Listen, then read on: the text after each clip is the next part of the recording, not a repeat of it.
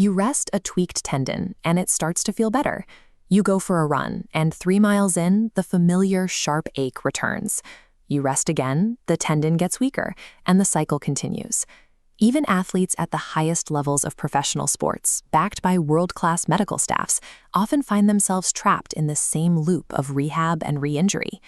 This cycle persists because of a widespread misunderstanding of how the connective tissues in our bodies actually process physical force.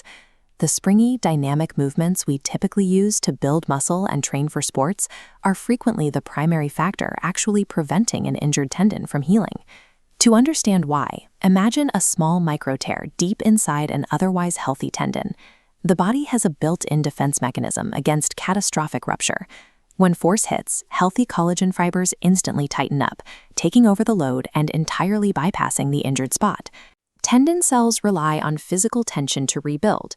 Because the load completely bypasses the injury, damaged cells never receive the signal to begin repairs. Without that pulling force, the unloaded gap fills with disorganized, weak scar tissue instead of strong, tightly aligned tendon fibers. Effectively repairing the injury requires a mechanical workaround to force physical load back into that shielded, damaged area. Bypassing this internal shield requires a very specific type of movement: heavy isometric holds. Tendons actually hold a lot of water, making them viscoelastic, meaning they change their stiffness depending on how fast you move. Jump quickly and the tendon acts like concrete, but load it slowly or hold a heavy weight completely still and the tissue remains pliable. When you pull against a heavy weight without moving, you trigger stress relaxation.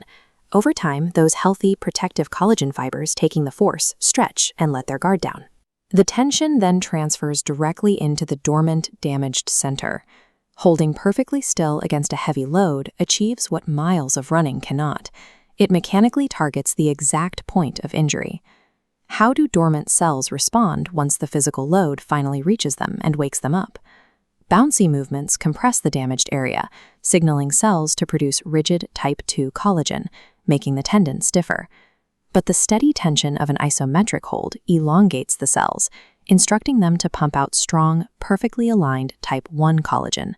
This fresh type 1 collagen eventually replaces the weak, disorganized scar tissue, physically weaving the entire broken structure back together. Mechanical force functions as a direct biological language, dictating exactly how our cells express their genes. Applying this cellular data to a real-world routine requires a shift in how we think about exercise intensity and timing. To provide enough time for the protective fibers to relax and the force to reach the injury, the protocol calls for 4 repetitions of a heavy, static hold, held for 30 seconds each.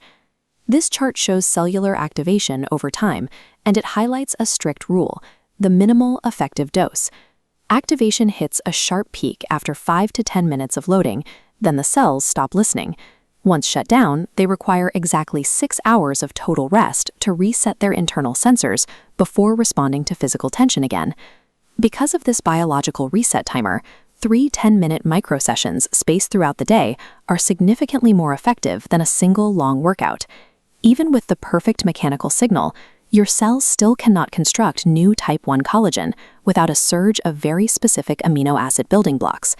Rebuilding the tissue requires 15 to 20 grams of gelatin or hydrolyzed collagen, consumed alongside 50 milligrams of vitamin C. Timing this exactly 30 to 60 minutes before your isometric holds ensures that your bloodstream floods the tendon with nutrients at the precise moment the cells receive the instruction to build. Athletes dealing with massive tendon holes have used this specific mechanical and nutritional synergy to completely close those tears and go on to qualify for the Olympics pain-free. Successful recovery is a result of sending the correct mechanical signal, then supplying the specific biological materials needed to rebuild the tissue from the inside out.